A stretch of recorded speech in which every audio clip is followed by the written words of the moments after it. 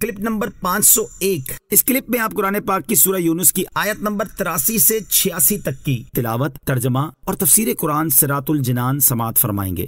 بسم اللہ الرحمن الرحیم۔ ترجمہ، اللہ کے نام سے شروع جو نہایت مہربان رحمت والا ہے۔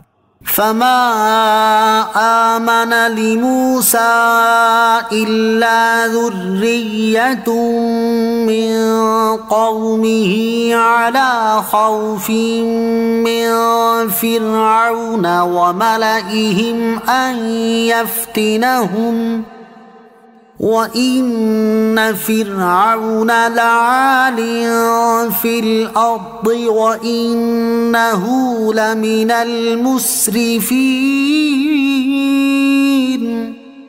ترجمہ، تو فرعون اور اس کے درباریوں کے خوف کی وجہ سے موسیٰ پر اس کی قوم میں سے چند لوگوں کے علاوہ کوئی ایمان نہ لایا، اس ڈر سے کہ فرعون انہیں تکلیف میں ڈال دے گا، اور بے شک فرعون زمین میں تکبر کرنے والا تھا، اور بے شک وہ حد سے گزرنے والوں میں سے تھا۔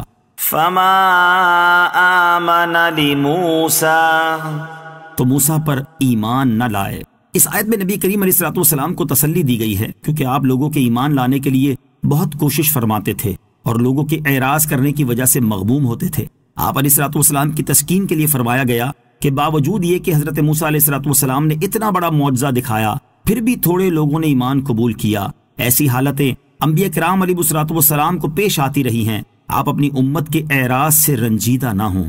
حضرت موسیٰ علیہ الصلوۃ والسلام کے واقعے میں قوم کی ذریت سے کون لوگ مراد ہیں؟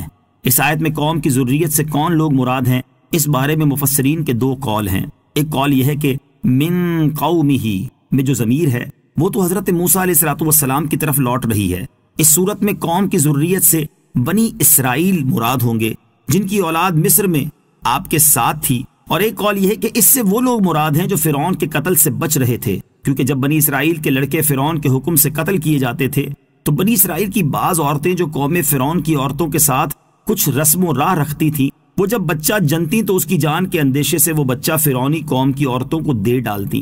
ایسے بچے جو فرعونیوں کے گھروں میں پلے تھے اس روز حضرت موسیٰ علیہ الصلوۃ والسلام پر ایمان لے آئے جس دن اللہ تعالیٰ نے آپ کو جادوگروں پر غلبہ دیا تھا۔ دوسرا قول یہ ہے کہ من قومہ میں ضمیر فرعون کی طرف لوٹ رہی ہے، اس صورت میں قوم کی ذریت سے قوم فرعون کی ذریت مراد ہے۔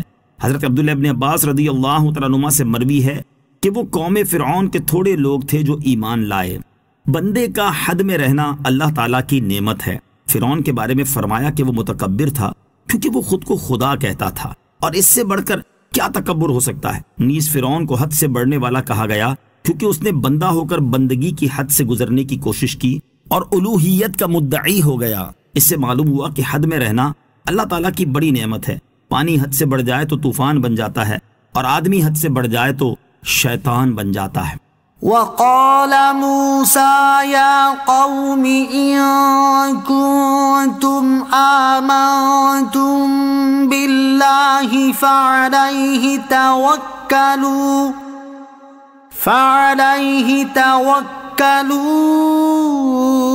إن كنتم مسلمين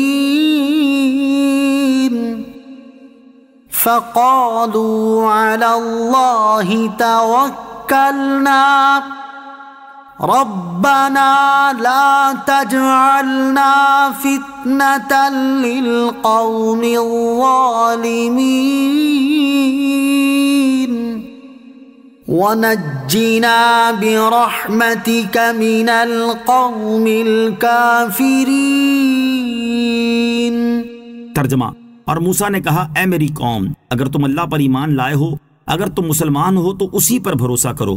انہوں نے کہا ہم نے اللہ ہی پر بھروسہ کیا، اے ہمارے رب ہمیں ظالم لوگوں کے لیے آزمائش نہ بنا اور اپنی رحمت فرما کر ہمیں کافروں سے نجات دے۔ وَقَالَ مُوسَىٰ، اور موسیٰ نے کہا، حضرت موسیٰ علیہ الصلوۃ والسلام نے اپنی قوم سے فرمایا اگر تم اللہ تعالیٰ پر ایمان لائے ہو تو اسی پر بھروسہ کرو، وہ اپنے فرما برداروں کی مدد کرتا اور دشمنوں کو ہلاک فرماتا ہے۔ اس آیت سے ثابت ہوا کہ اللہ عز و جل پر بھروسہ کرنا کمال ایمان کا تقاضا ہے۔ فقالوا، انہوں نے کہا، حضرت موسیٰ علیہ الصلوۃ والسلام کی قوم نے جواب دیتے ہوئے عرض کی ہم نے اللہ عز و جل ہی پر بھروسہ کیا، اس کے علاوہ کسی اور پر بھروسہ نہیں کرتے۔ پھر اپنے رب عز و جل سے دعا کرتے ہوئے عرض گزار ہوئے، اے ہمارے رب عز و جل، ہمیں ظالم لوگوں کے لیے آزمائش نہ بنا، یعنی انہیں ہم پر غالب نہ کر اور ان کے گناہوں کی وجہ سے ہمیں ہلاک نہ فرما، تاکہ وہ یہ گمان نہ کریں کہ وہ حق پر ہیں اور یوں سرکشی و کفر میں بڑھ جائیں، اور اپنی رحمت فرما کر ہمیں قوم فرعون کے کافروں کے قبضے سے نجات دے اور ان کے ظلم و ستم سے بچا۔